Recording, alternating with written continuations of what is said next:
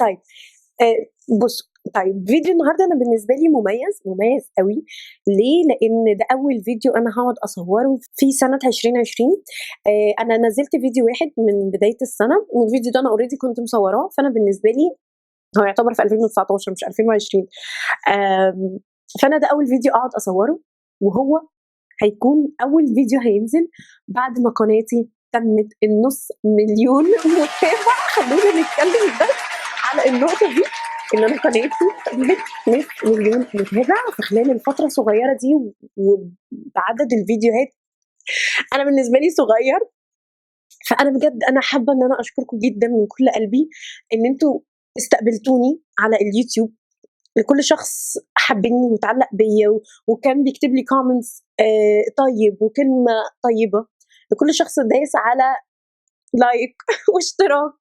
بجد أنتم السبب في إن أنا أقعد أتكلّم معاكم النهارده، وأنتم السبب في إن أنا اتعلّقت بيكم، وإن أنا حبّيت اليوتيوب، وبقى جزء أساسي في حياتي ما أقدرش أستغنى عنه. وما فيش كلمة أكتر من شكرًا أقدر أعبّر بيها عن حُبّي وعن اللي أنا حاسة بيه، طبعًا كُلّه بفضل ربنا ثم أنتم. خلّونا نبتدي فيديو النهارده، لإن فيديو النهارده برضه موضوع كبير وخلّونا نتكلّم فيه برضه قصة وهناخد وقت فيه، والفيديو هيكون طويل. الفيديو هيكون طويل عشان الناس اللي ما بتحبّش الرغي كتير، لأ أنا هارغي في الفيديو ده وهارغي كتير، حبّوني، حبّوني وزي ما أنا باحبكم. يالّا. وفيديو النهارده هيكون مختلف شوية. إحنا هنعمل الvlog ده مع بعض ولكن هيكون في الجزء التاني من الفيديو، لإن الجزء الأولاني فيه قصة عايزة أحكيها لكم. القصة بتقول إن هاحكي لكم الموضوع من الأول. أنا قبل رأس السنة 2020 في 2019 في نهاية 2019 اتواصلت معايا هنا من فريق شركة عالمية، وهي شركة سيجما بيوتي.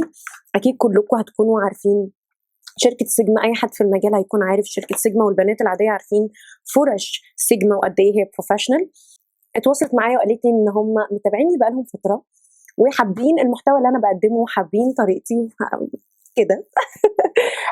وحابين إن إحنا نبعت لِك أحدث المنتجات عشان تقدميها للبنات. فأنا طبعًا رحبت بالفكرة جدًا، لإن أنا سيجما من الشركات اللي أنا باثق فيها وباستثمر فيها فلوسي من قبل حتى ما أدخل في عالم اليوتيوب as professional makeup artist. وكان شغلي على عرايس الفرش اللي أنا باستخدمها عامةً هي كانت من سيجما.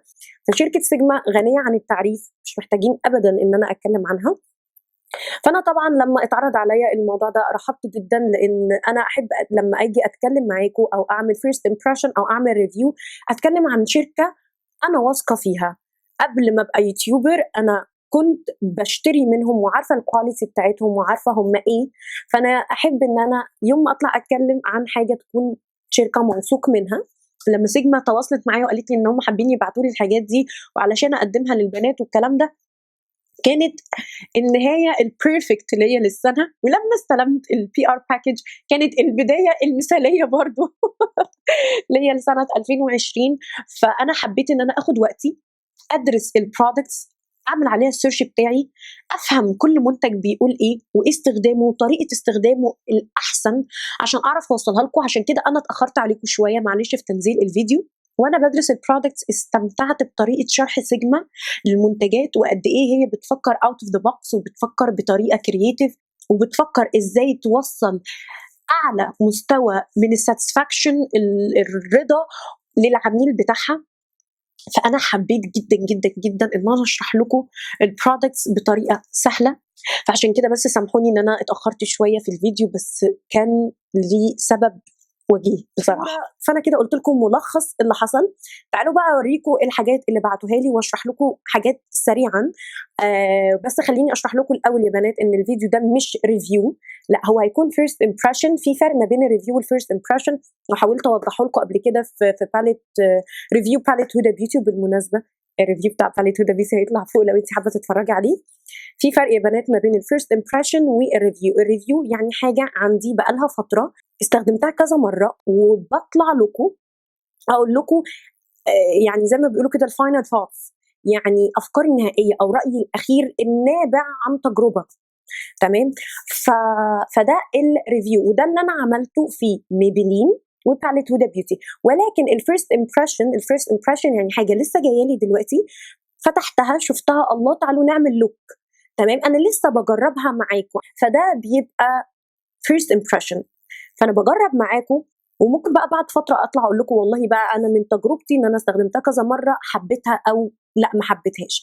فده هيكون first impression على البرودكتس بتاعه المكياج مش الفرش، لان الفرش انا مستخدماها قبل كده كذا مره، الكواليتي ممتازه، فانا اقدر ارشح لكم فرش سيجما 100%. ولكن المنتجات انا لسه اول مره اجربها، هيكون معاكم وعملت اللوك ده بيها، وهوريها لكم دلوقتي سواتشز ونلعب كده فيها شويه، وبعد كده نعمل اللوك ده مع بعض.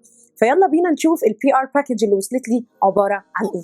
مبدئيا كده ده الصندوق اللي وصل لي، اوكي، حاولت ان انا اشيله، وزي ما انتم شايفين هو بيبقى ليبلد يعني متغلف او متقفل كويس قوي من فيدكس. واول حاجه لما فتحتها لقيت كارد من هنا كاتبالي مروه hope you love your new Sigma goodies. All of our brushes are vegan, we cruelty free. I've also included some products from our sister brand Practic. Enjoy. XO هنا. Thank you هنا so much. طيب خليني اشرح لكم ايه اللي مكتوب في الكارد ده.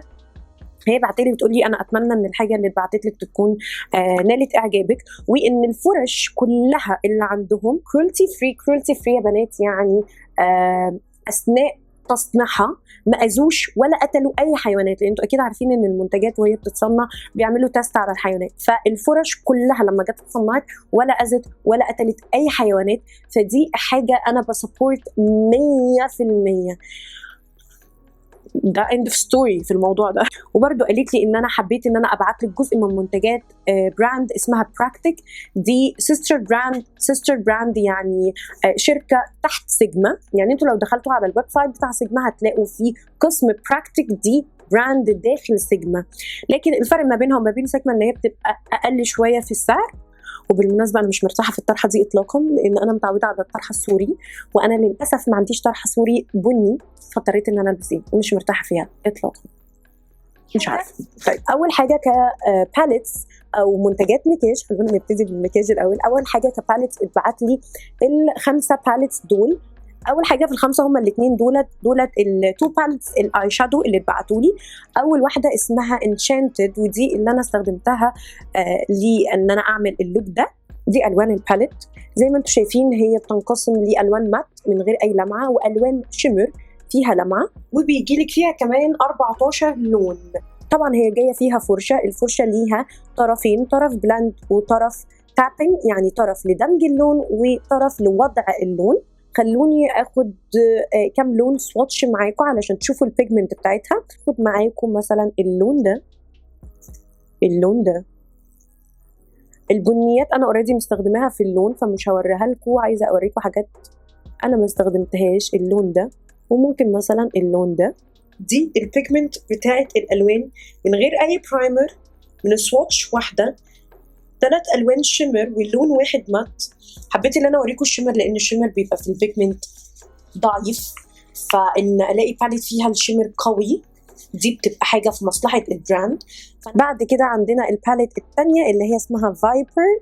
بصوا الالوان فيها 3 شيمر و3 مات. الاربعه دول هم السواتشز من الباليت دي، رهيبه البيجمنت بتاعتها حلوه قوي. بعد كده ال3 باليتس التانيين عباره عن باليت هايلايتر وباليت كونتور وهايلايتر وباليت بلوش. تعالوا برضو ناخد فيها كده جولة سريعة. نبتدي بالبلوش لان البلوش انا حبيتها قوي. باكجينج، انا بصوا بهرتني قوي الباكجينج اللي هو التغليف بتاع العلبة، بهرني جدا بصراحة. دول ال6 الوان اللي بيجولك في الباليت. انا اللي عجبني ان هم واخدين كل الالوان، يعني الاثنين دول للناس الفاتحة، اللي في النص دول للناس الميديم زي مثلا، والاثنين دول الناس الاغمق شوية. وانا عشان انا في الوسط، وكل الناس اللي درجتي في الوسط تقدري تستخدمي دول از برونزر او كونتور، او لو حابه ان انت تحطي بلوش على تان شويه يكون كانك واخده تان من الشمس، او لو انت حابه تعملي لوك فاتح شويه وتبيضي شويه درجتك تحطي الدرجه دي او الدرجه دي. انا عجبتني جدا الباليت دي، عمليه وسو بروفيشنال. لو انت شغاله برضو تقدري تجيبي الباليت دي. بعد كده باليت سكالب اللي هي باليت الكونتور والهايلايتر. احنا بقى بيجي لنا هنا 3 درجات هايلايتر و3 درجات كونتور. خليني اوريكم درجات الكونتور اللي في الباليت دي لان انا اهتميت اكتر بالكونتور مش بالهايلايت في العلبه دي. الهايلايتر اوريدي في باليت كامله ليه دلوقتي هوريها لكم. دولت ال3 درجات بتوعه، الفاتح خالص والوسط والغامق. الدرجات بتاعته حلوه جدا جدا. اللي يعرفني واللي متابعني يعرف ان انا ما بحبش ابدا اعمل كونتور، وبحب اعمل البرونز اكتر اللي هو بيبقى على درجات دافيه علشان يرجع حيويه شويه للوش. ما بحبش الدرجات اللي على رمادي او على بني بارد اللي هي الدرجات البارده اللي هي الكول تونز. هنا كول تونز وانا اشتغلت بيهم وحبيتهم، فانا مش عارفه ده هيكون في تغيير بقى في شخصيتي ولا ايه. بس الباليت دي يعني اثرت فيا والله. ننقل على اخر باليت معانا من سيجما، هي كروم جلو. بيجيلك 6 درجات من الهايلايتر. درجاتها عجيبه وغريبه بجد. بصوا الدرجات دي هايلايتر يا جماعه، ده مش بلوش. يعني انا الدرجه دي ايه، خليني اشرح لكم بس الكروم ده يعني ايه. يعني لون يديكي كذا درجه، بيرفلكت بينعكس منه كذا درجه. انتوا شايفين الدرجات اللي بتنعكس منه؟ تقدريش تمسكي له هو موف ولا لبني ولا سيلفر ولا بينك. ممكن ناخد الدرجه دي، تعالوا نشوفها مع بعض. انا اول مره اجرب الباليت دي على فكره. اوكي، بعد كده ممكن ناخد الدرجه الموفي دي شويه ونشوفها. اوه دي فظيعه، دي موفيه على سيلفر على بينك. تعالوا نشوف البينك. البينك حلو قوي، هي روز جولد. دي الباليتس اللي عن سيجما، ودولت يعتبروا احدث حاجه سيجما عملتها. ننقل بقى على جزء تاني في المكياج، هو جزء الحواجب. سيجما بتتميز بالمنتجات بتاعه الحواجب. اول حاجه عاملين جل لرسم الحواجب. انتوا اللي عارفيني برضو اللي متابع عارف ان انا على طول برسم حواجبي بجل الحواجب، وهم عندهم 3 درجات، لايت وميديوم ودارك. بس انا اللي بسطني ان هم مش ملخبطين الدنيا، مش مقفرينها. اي براند هتلاقيها منزله 6 7 8 درجات من كل لاين في الحواجب، وانا ما بحبش كده. البنات بتتلخبط وده طبيعي تتلخبطي وتفضلي تجربي كذا درجه عشان تلاقي درجتك. انا اللي عاجبني ان هم مختصرين الدنيا، 3 درجات، لايت ميديوم ودارك. ده كدرجه. ككواليتي النعومه والثبات تجنن. انا وانا برسم لقيته يعني ابتدى ينشف ويثبت. الجل بيجيلك كده تمام، بيجيلك عليه طبقه. الطبقه دي علشان يحمي الجل من انه ينشف. اي جل في العالم هينشف تمام. فانت عندك هنا ايد كده وبتفتحيه، تاخدي منه زي ما انا واخده منه كده، وبعد كده ترجعي تقفليه. شكرا. مش عارفه اقول اكتر من كده بجد، لان انا كميه الجل اللي عندي من براندز تانية والناشفه، وكل شويه لازم اجيب برودكت تاني اللي هو بيبقى الدروبس علشان اساعد اوريدي المنتج اللي عندي انه يطرى واعرف ارسمه. فاللي هو انا جايبه برودكت علشان اجيب له برودكت تاني وادفع فلوس تاني عشان استخدمه، مش منطقيه. انا بصراحه لما لقيت الحل ده، طيب انت واحده ما بتستخدميش الجل، ما بتحبيش الجل، صعب عليكي الجل، ما سبكيش، لا، عملوا لك 3 اقلام اللي هو البراو بنسل اللي هو الاقلام الحواجب. انا كمروه مش بحب اقلام الحواجب، بحب ارسم بالجل اكتر. طيب انا يعني خلوني بدون ذكر اسماء شركات تانية، انا جربت كذا شركه تانية في الاقلام الحواجب وما عجبتنيش، هاي اند ودراج ستور. جيت هنا قلت اقلام حواجب اوكي ماشي تمام. قلت اجرب واحد، هو بالمناسبه لايت ميديوم دارك مش ملخبطينك. فتحته لقيت بيتفتح من ناحيتين. اول حاجه في السبولي اللي هي بتسرح شعر الحواجب. تاني حاجه الطرف اللي انت بترسمي بيه. شايفين رفع السن بتاع القلم؟ انا رفع السن ده هو اللي شدني ان انا اجرب القلم. الاقلام التانية لما بتيجي تعملي الستروكس او الشعيرات اللي من قدام بتبقى ما بتطلعش اللون بتاعها، ما بتطلعش الصبغه، بتفضلي تعملي كذا مره عشان اللون يطلع لك، ودي حاجه متعبه. وخصوصا ان انت هنا بتبقي عايزه اللون يبقى مستوى معين من البيجمنت، يعني ولا يبقى فاتح قوي ولا يبقى غامق قوي، وعايزاه من مره واحده يطلع معاكي، لان انت بتلعبي في حته باينه ومقدمه الحاجه وعايزاه طبيعي.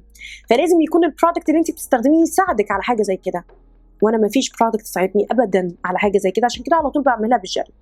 استخدمت ده، هو اللي انا عامله بيه قدام، يجنن. هيطلعوا لنا الماسكارات. الماسكارا بتاعه الحواجب برضو مطلع لك 3 الوان او 3 درجات، هو لايت وميديوم ودارك.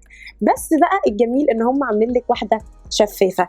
انا واحده بظبط اللون في حواجبي من الاول، ما بحبش ان انا العب بالماسكرا في درجه الحواجب.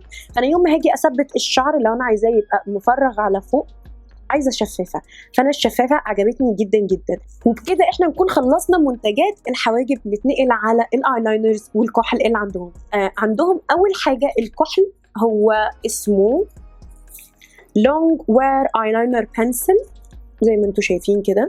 وبالمناسبه عايزه اقول لكم ان اي قلم زي ده من سيجما، يعني قلم الحواجب او القلم ده او البرايمرز اللي هوريها لكم من بعد شويه، هتلاقوا من تحت بتتفتح شاربنر، يعني برايه، علشان لما انت تستخدميه والطرف بتاعه يبقى مش مدبب، تقدري ان انت تحطيها كده. استنى عايزه اوريك وتبروها الكحل. بعد كده جينا لقينا في ليكويد بن ايلاينر، ده القلم الفلوماستر اللي هو الايلاينر، يجنن يهبل، وانا متكلمه عليه وانا بشتغل، مش هتكلم عليه تاني.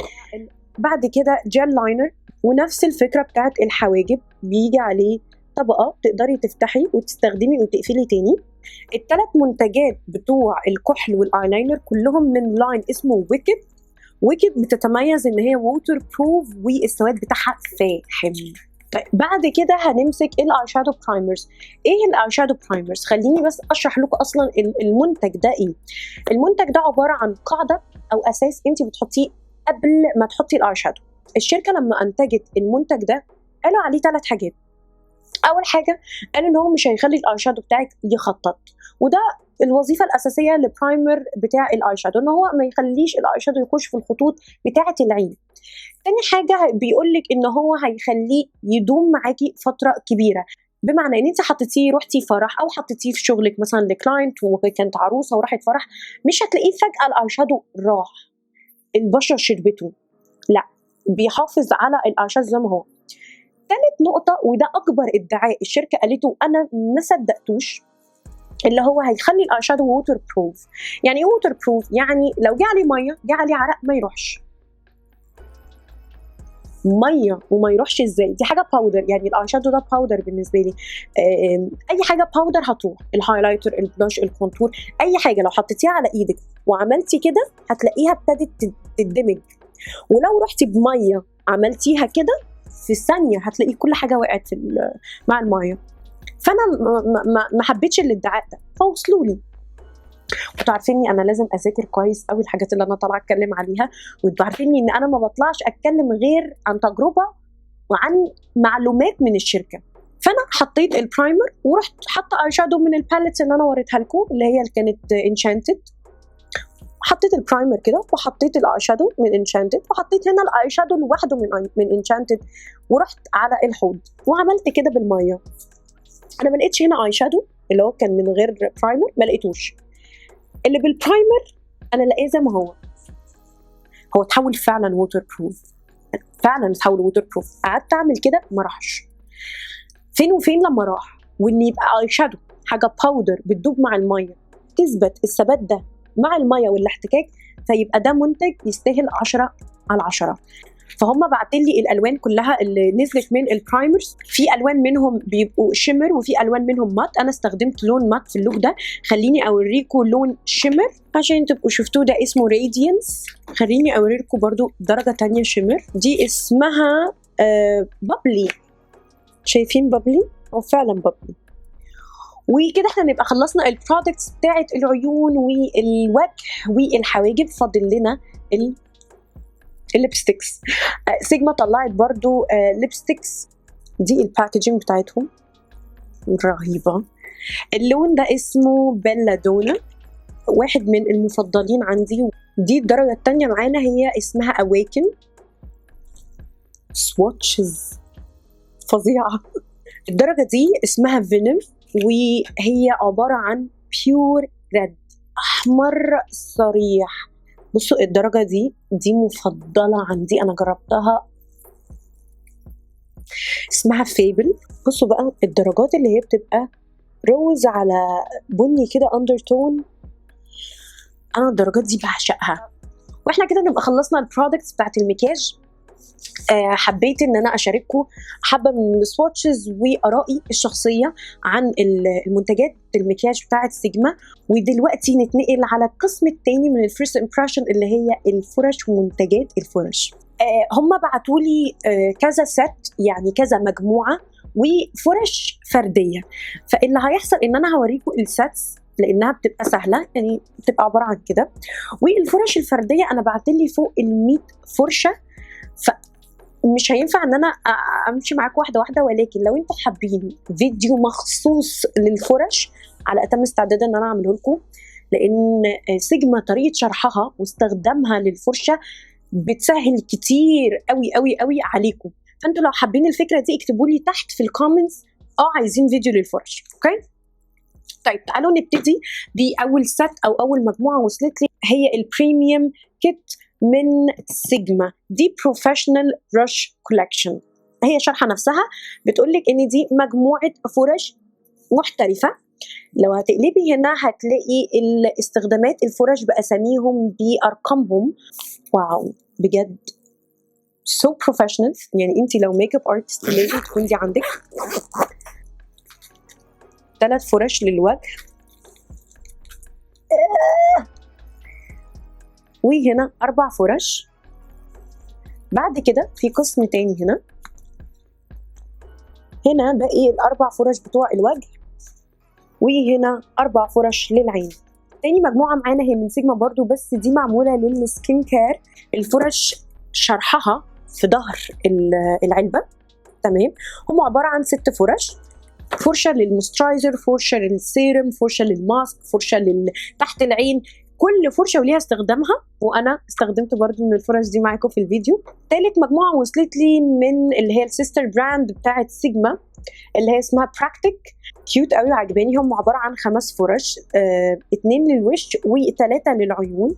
تعالوا نتنقل على الخطوه اللي بعديها، هو الاهتمام بالفرش. ما ينفعش تروحي تجيبي فرش وما تهتميش بيهم، ما تهتميش بنظافتهم، بالعنايه بتاعتهم، بانك تقتلي البكتيريا اللي فيهم، بان انت تحسني من الكواليتي بتاعت شعرهم، مش تقصفيهم او تهمليهم. فسيجما بعتت لي 3 حاجات لتنظيف الفرش.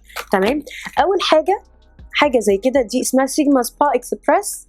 دي برش كليننج مات. ده عباره عن مات بيتلزق على الحوض بالقواعد بتاعته اللي تحت، وبعد كده بتستخدمي الشامبو او الفوم وتنظفي الفرش والميه بتبقى نازله عليه. لو ركزتوا فيه هتلاقوا ان في كذا شكل في المات نفسه. ده عباره عن ان كل شكل بيبقى متخصص في الفرش. بمعنى ايه؟ مثلا السكين كير الشكل ده تنظفي الفرش بتاعت السكين كير والاهتمام بالبشره هنا. فرش الفاونديشنز عشان بيبقى الفاونديشن داخل في الفرشه اكتر بتستخدميه هنا. فرش العيون هنا، فرش مش عارفه ايه هنا. فدي بتبقى بروفيشنال. انا بالنسبه لي دي سو بروفيشنال وشامله لي كل حاجه، فخلاص. تاني حاجه دي تنظيف فرش وتعقيم من البكتيريا. ثالث اداه معانا لتنظيف الفرش هي دي من براكتيك السيستر براند، وبرده نفس الفكره بتتلزق على الحوض وتنظفي الفرش بمنتهى السهوله. وبعتلي كمان الشامبو والفوم اللي هنستخدمه لغسيل الفرش. نبقى احنا كده خلصنا ادوات تنظيف الفرش. هندخل على السبونجز الاسفنجيات. بعتولي اسفنجيتين او 2 بيوتي بلندر. اول واحده اللي هي 3DHD بلندر، دي بيوتي بلندر بس انا استخدمتها في اللوك ده فعشان كده، وهي سودة كمان بس هي كانت نظيفه. دي احدث حاجه سيجما عاملاها. دي عباره عن بيوتي بلندر ليها 3 جهات، عشان كده اسمها 3DHD. تمام، اول جهه، تاني جهه، وتالت جهه. الفلات ساعدتني قوي في الباودر تحت العين او تنظيف الكونتور، بالذات ان الخط ده مستقيم فيقدر يديني تنظيف شارب. البيوتي بلندر دي فظيعه، بيجي معاها كتالوج صغير بيشرح لك ازاي تقدري تستخدميها بشكل بروفيشنال اكتر. والسبونج دي برضو من براكتيك، لذيذه جدا برضو، عجبتني وهستخدمها معاكم في لوكس جايه كتير. ويبقى احنا كده خلصنا 3/4 الحاجه. فاضل الجزء الاخير وهي الفرش الفرديه، وانا ما عرفتش يعني اوريها لكم الا بالطريقه دي، ما تقعوش بليز لسه واقعين. فهي دي الفرش الفرديه وبقيتهم اهو تمام. زي ما قلت لكم الفرش الفرديه لو قعدت معاكم مش هينفع في الفيديو ده لازم فيديو منفصل. فزي ما قلت لكم لو انتم مهتمين بموضوع الفرش اكتبوا لي تحت عايزين فيديو مخصوص للفرش. احنا كده هنبقى خلصنا الصندوق اللي معانا وخلصنا الجزء الاولاني من الفيديو. وهنتنقل دلوقتي على الجزء الثاني اللي هو التطبيق العملي وازاي تعملي اللوك ده بمنتجات سيجما. حابه قبل ما اروح هناك ان انا اشكر سيجما من كل قلبي و a thank you, a big thank you and a big kiss to هنا من فريق سيجما على اولا اختيارهم ليا في الشرق الاوسط ان انا اعرف البنات على احدث المنتجات اللي سيجما عملتها في الوطن العربي، وان انا اقدر اوصل لكم واكون حلقه وصل ما بين الشركه وما بينكم. يا رب تكونوا فهمتوا اكتر عن الشركه والمنتجات تكون واضحه لكم والشرح يكون واضح وهتتعرفوا برضو عليها اكتر وانا بطبق. وحابه ان انا اشكرهم على ذوقهم واهتمامهم بالاتصال وبالرسائل وان هم يطمنوا ان الحاجه وصلت ولا لا. وهحط لكم تحت اكيد لينك سيجما لو انت حبيتي ان انت تشتري اي حاجه من الموقع بتاعهم خشي دلوقتي على اللينك. وعايزه اقول لك على حاجه تانية ان انت بعد ما بتنقي كل اللي انت عايزاه وتختاريه وتحطيه في الباسكت بتاعك وانت في الاخر في التشيك اوت في انا عندي كود مع سيجما هيظهر لكم هنا، ولو كتبتيه وانت بتعملي تشيك اوت هتاخدي نسبه خصم، ونسبه الخصم برضه هتظهر لكم هنا كام بالظبط في المية. فلو انت حابه ان انت تحصلي على خصم اكتبي الكود بتاعي واعملي تشيك اوت هتاخدي الخصم وهتتبسطي. بس كده يلا بينا نتنقل على الجزء الثاني. طيب انا هبتدي اول حاجه في ان انا اخد جل الحواجب وابتدي بشروط صغيره ارفع الحاجب لفوق عشان يديني مساحه للاشادو، وابتدي اعمل باقي جسم الحاجب.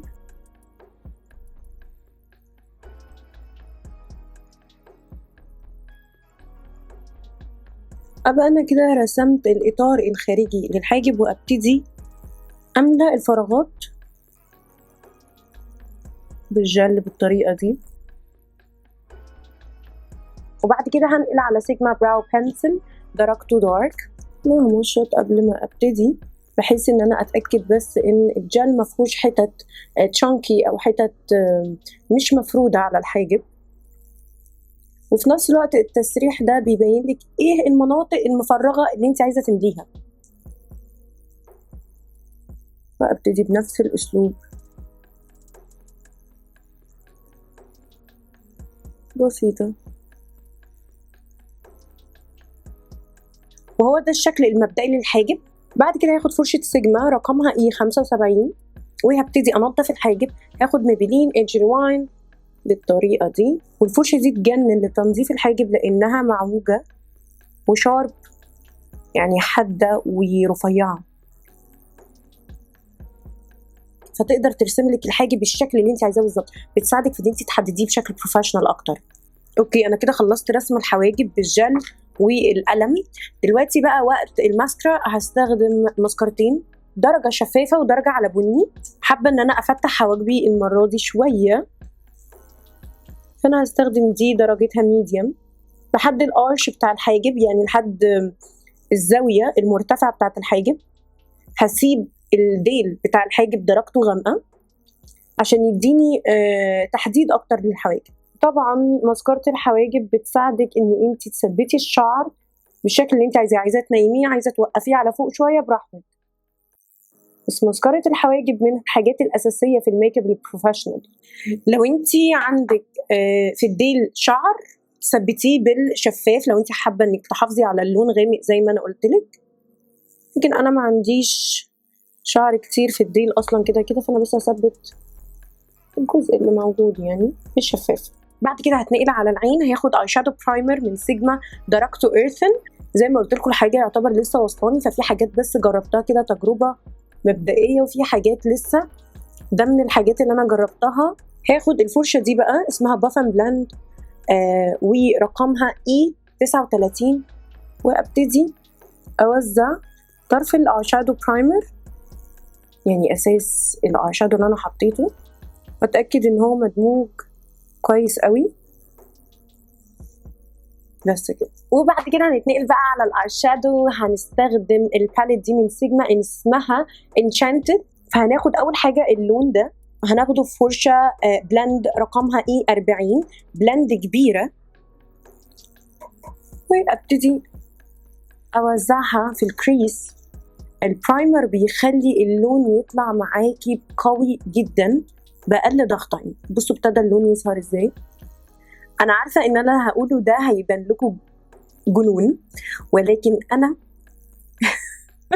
انا طول عمري بدور على اللون البني المثالي اللي انا اقدر استخدمه كلون انتقالي، ما يبقاش فاتح قوي ما يبانش يتحول لبيج، او يبقى غامق قوي فيبان ان هنا في غمقان زياده عن اللزوم.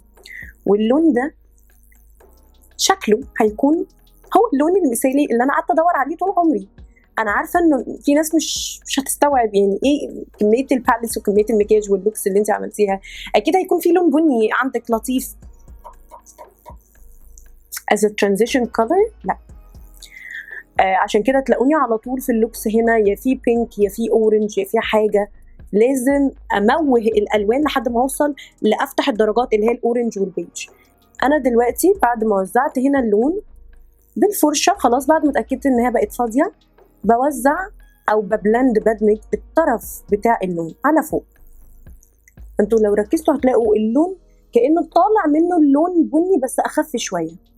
هو نفس اللون، انا ما ضفتش اي الوان تانية. بعد كده هاخد الدرجه البني الغامقه بفرشه رقمها اي 55، فرشه تابين يعني لوضع الاي شادو مش لدمجه. وابتدي اخد اللون. هنا طريقه وضع الاي شادو ان احنا بنطبطب على الجفن. هنوصل اللون لحد البني الفاتح اللي احنا كنا حاطينه في الكريس.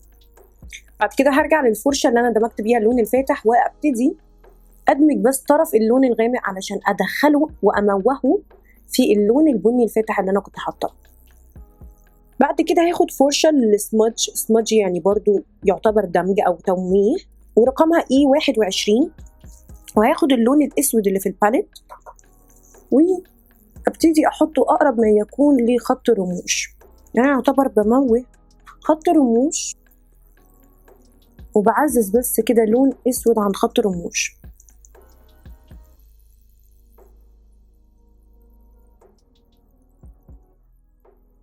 وهسيب العين لحد دلوقتي. هتنقل على الوش. اول حاجه هرطب بشرتي بكلينيك موسترايزر، وهبتدي اوزع الكريم المرطب بفرشه من سيجما مكتوب عليها موسترايزر.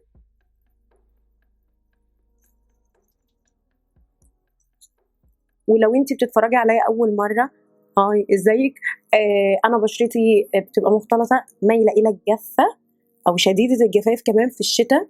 فانا بشرتي دلوقتي ناشفه جدا ومقشره، لازم ارطب كويس قوي قبل ما احط الفاونديشن.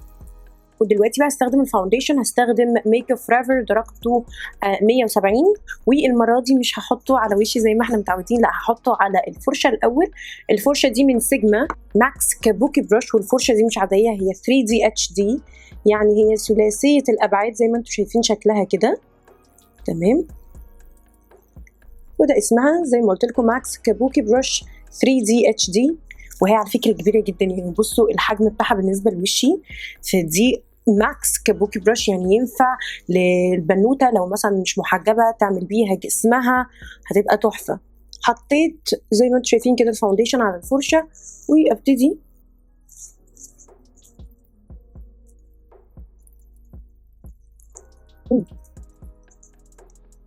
استخدم الفرشه دي اسمها بريسيجن، بس دي بقى 4D HD. شايفين هنا 4D HD، 4D يعني رباعيه الابعاد زي ما انتم شايفين كده، ليها 4 جوانب. وهبتدي ان انا استخدمها في المناطق الضيقه اللي الفرشه الكبيره صعب انها توصل لها.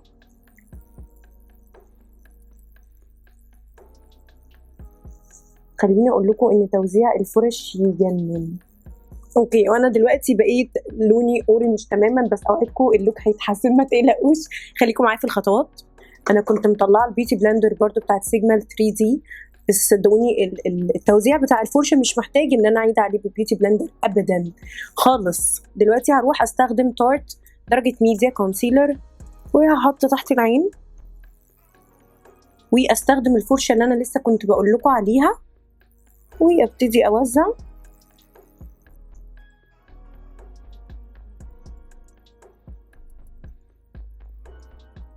وابتدي افتح المناطق اللي انا حابة اللون يفتحها فيها شوية. ودلوقتي بقى هاخد 3D HD Beauty Blender من سيجما وناشفة، وابتدي اطبطب.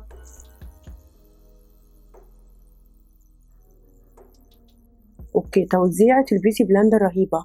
بصوا بصوا، يعتبر ما شربتش اي برودكت. اللون اللي عليها ده مجرد لون لانها هي سودة، ما بتشفطش ابدا البرودكت، ودي حاجة بالنسبة لي ما شفتهاش في اي براند تانية للبيوتي بلندرز. اوكي، هستخدم دلوقتي الكونتور من ميك اب فوريفر اتش دي، درجته واي 505، وهحط فرشة من سيجما اسمها ايدج بريسيجن، درجتها بي 87. بصوا اولا الفرشة دي شكلها عامل ازاي، بصوا مثلثة ازاي. اوكي، الفرشة دي هتبقى حياتي. انا بحط بيها وهي بتحط لي اللاين وبتدمجه في نفس الوقت. انا مطلعه فرشه تانية للدمج، يعني ان انا احط بدي وادمج بتانية، بس صدقوني شكلي مش محتاجاها لان هي قايمه بالدور كويس قوي. واقفل هنا، بحب اقفل الجزء ده مع الايشادو.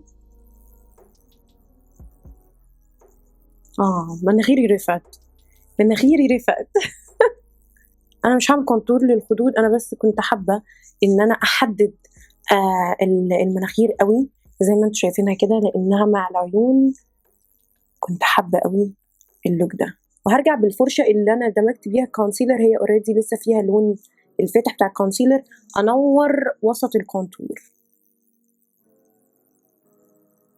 وهستخدم الفرشه العظيمه دي دي كابوكي براش 4D HD، ده اسمها وده رقمها، عباره عن 4 جوانب، وهستخدمها في ان انا اثبت الكونسيلر تحت العين والمناطق اللي انا عايزه الباودر تتركز فيها. ودي من مواصفاتها او مميزاتها ان هي دنس يا جماعه، يعني كثيفه. شايفين شعرها كثيف ازاي؟ دي لما تاخد اللوز باودر وتضغطي بيها ضغطه خفيفه عشان تثبت، هتثبت لك. وهستخدم لوز باودر النهارده من بين ناي درجه بنانا.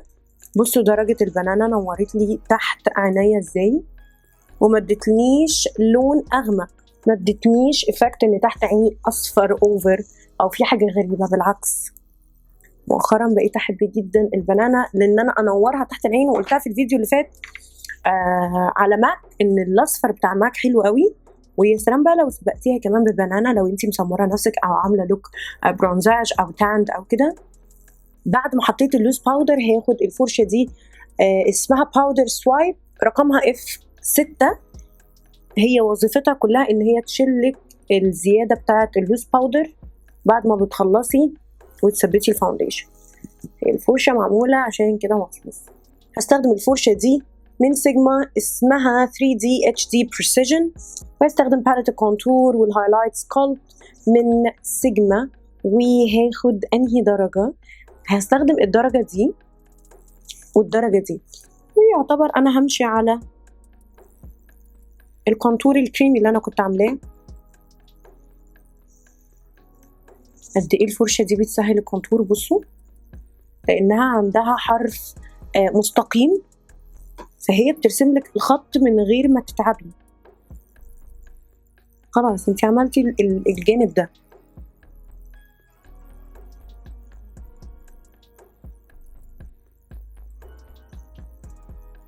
اول مره اخلص كونتور الانف بالذات المناخير في 2 الا ربع.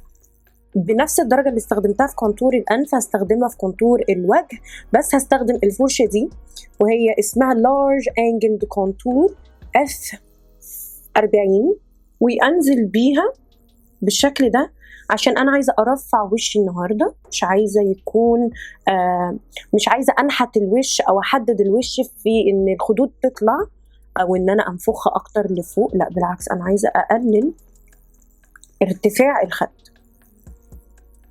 بعد كده هروح لباليت البلاش من سيجما برضو، كله من سيجما، عماله اقول من سيجما ليه. بصوا بقى الدرجات وجمالها. انا عايزه اختار طبعا درجه غامقه عشان تليق مع اللوك، فممكن استخدم الدرجه دي معاها ميكس من ده وميكس من ده لا ده غامق قوي، ودولت فاتحين قوي، فهم الثلاثه دولت اللي انا محتاره فيهم، وقررت ان انا اعملهم كلهم ميكس عشان مش هختار اكتر من كده بصراحه. خلينا نشوف الوانهم ايه. حلو الميكس ده، ضاف اندرتون موف عشان يديني برضو الفاكت اللي انا عايزاه، وفي نفس الوقت رفع الخد شويه، ولما الجزء ده يترفع الجزء ده يدخل فيديني الإفكت اللي أنا عايزاه. بعد كده هنروح نستخدم الهايلايتر. هاخد الباليت دي اسمها كروم جلو، هاخد الدرجة اللي على بيتشي شوية بفرشة فان من سيجما رقمها F42.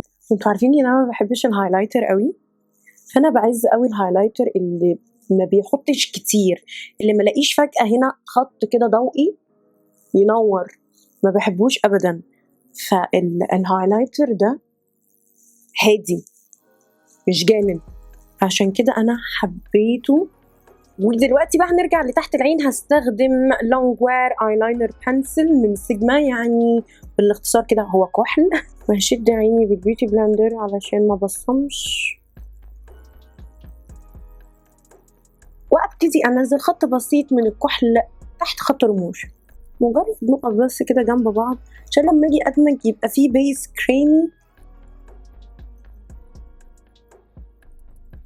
هيساعد الاعشاد ان هو يبان اكتر. وبعد كده هاخد الفرشه اللي استخدمتها قبل كده اللي هي السمودج E21 اللي عملت بيها الخط الاسود فوق، وهرجع تاني الباليت انشانتد وهاخد الدرجه الاسود بنفس الفرشه اللي انا لسه مستخدماها، وابتدي اضغط الاسود على خط الرموش اللي انا عملته دلوقتي بالكحل. ودلوقتي هستخدم قلم الايلاينر من سيجما، هو بنسل يعني قلم فلوماستر. التip بتاعته الطرف بتاعه يجنن، وهو اهو، وهو على فكره ووتر بروف هو والكحل وما بيطلعوش بمعنى الكلمه. هعمل الانر في الزاويه الداخليه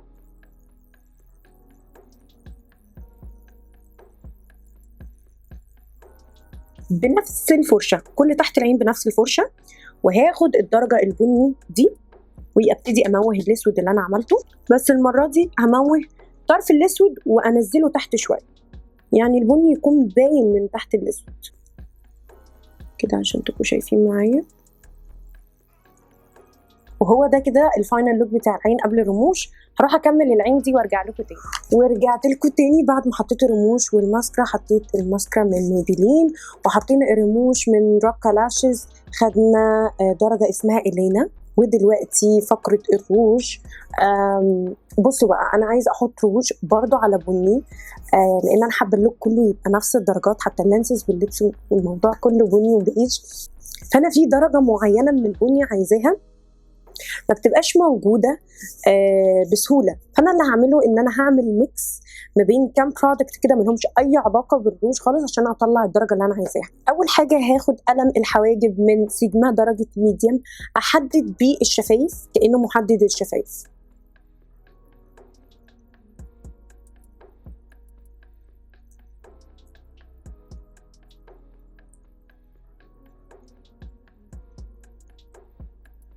بعد ما حددت الشفايف بقلم الحواجب هاخد جل الحواجب درجة ميديم وهبتدي املى بيه كل الشفايف. مش عارفة ليه مش حابة ان انا اعمل نود، شفايف نود مع اللوك ده. عملت لوكس كتير قوي، عيون تقيلة وسموكي وشفايف نود وروز وكده، فمش حابة المرة دي ان انا اعمل على نود او على روز. ولو انه ممكن في ناس تعترض على اللون الروج، بس تغيير يا جماعه، تغيير. احنا هنا في الشانل بتاعتي بنهاف فن، بنتبسط، بنشوف لوكس مختلفه، بنفكر بره الصندوق. فانت لو عجبك العين كنت متخيله مثلا انه هيكون اليق معاه النود، مفيش مشكله، اعملي انت على نود. انا هوريكي درجه مختلفه لان النود هو التقليدي هو العادي، انا عايزه نكريت شويه. وهبتدي احط الجل على الشفايف كلها كأنه بالظبط قاعدة كريمية للون اللي انا هحط. مجرد بس ان انا طفيت اللون الروز بتاع الشفايف وبعد كده حطينا الدرجه دي من سيجما اسمها بيلادونا. طلع لي الميكس اللي انتم شايفينه ده دلوقتي. وبكده نكون وصلنا لنهايه اللوك. يا رب يكون اللوك عجبكم وتكونوا استفدتوا من المنتجات والفرش ويكون الشرح مفيد معاكم. وانا في نهايه الفيديو حبيت ان انا اشكركم واشكر شركه سيجما على الفيديو الجميل ده. انا انبسطت معاكم واتبسطت في التعامل مع التيم بتاعكم. طبعا بكس لهنا. وبس كده، اشوفكم ان شاء الله الفيديو الجاي. استنوني وهسيبكم دلوقتي مع الفاينل لوك. باي باي.